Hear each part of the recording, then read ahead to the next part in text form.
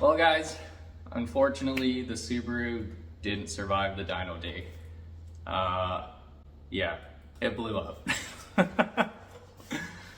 Well, not quite.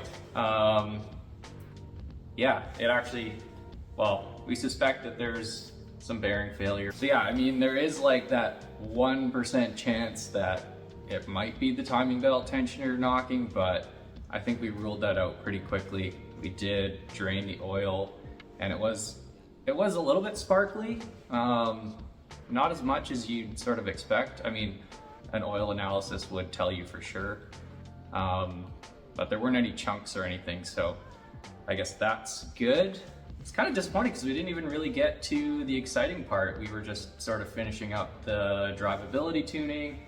I didn't even take any videos at this point yet because we were not even at the same power level as we were before, and we hadn't even put in any ethanol. So, you know, we were just sort of creeping up to that same power level as we were before, and yeah, it just let go.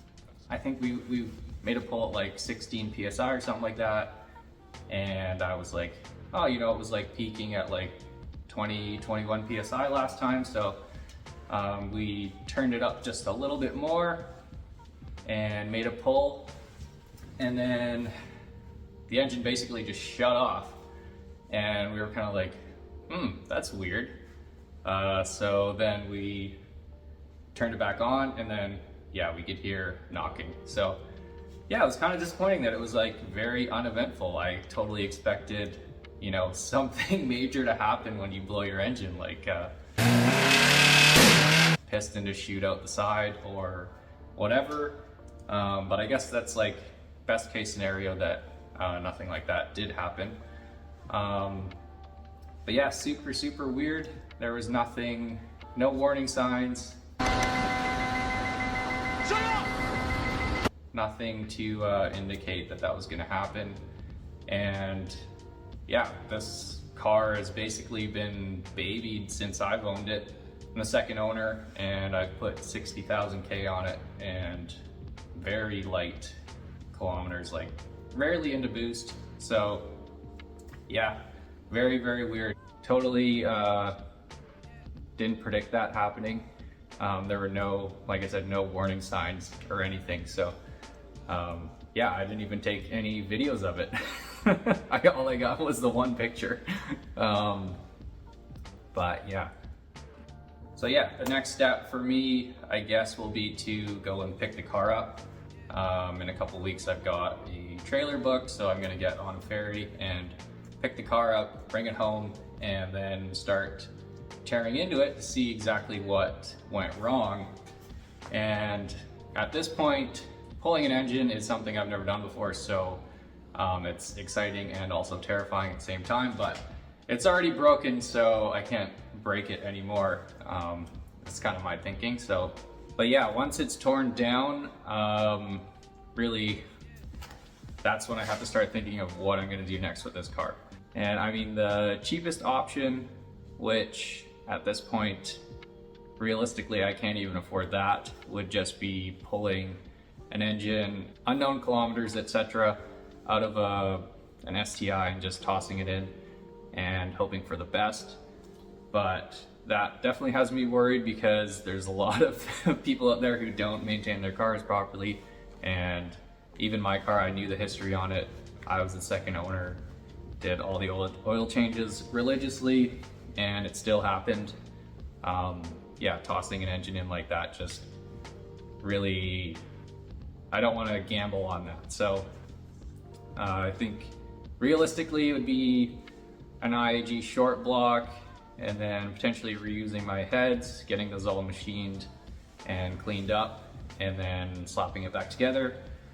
But then, you know, that's kind of around that like $10,000, $11,000 mark.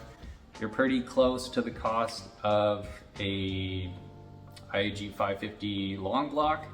So, so I mean, that would be kind of a no-brainer, but then I think you're about $13,000 shipped to your door, but it does come with free shipping, so that's a bonus.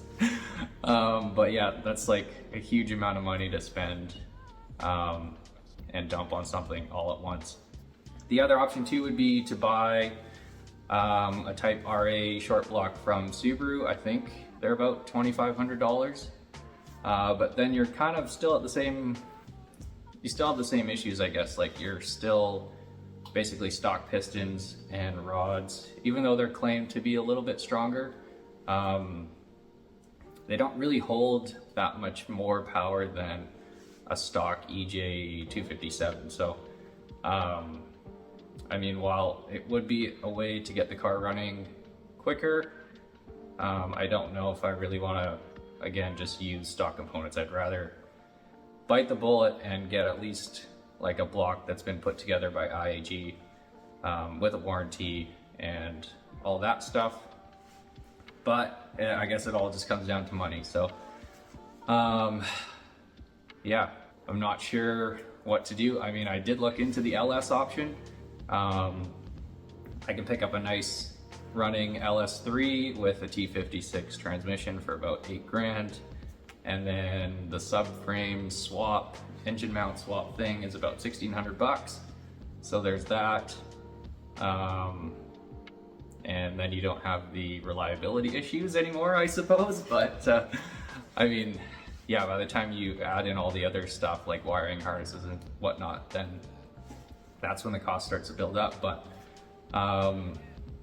yeah, LS swap is kind of on the table potentially, but I do like having the boxer rumble sort of thing, you know.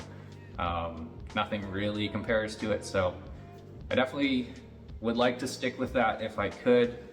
It's just figuring out the options. So anyways, I mean, that's kind of all I've got for you guys today. Just a quick little video explaining sort of what happened and where the car is and where we're gonna go with this. If you want to help support the channel, you can help me out by buying me a coffee. There's gonna be a lot of late nights. I can definitely foresee that once I get this car back, so coffee is definitely gonna help with with whatever happens. So yeah, if you guys would like to buy me a coffee, I'd greatly appreciate that. But anyways, yeah, that's all I really have for you guys today. So once again, thanks for watching.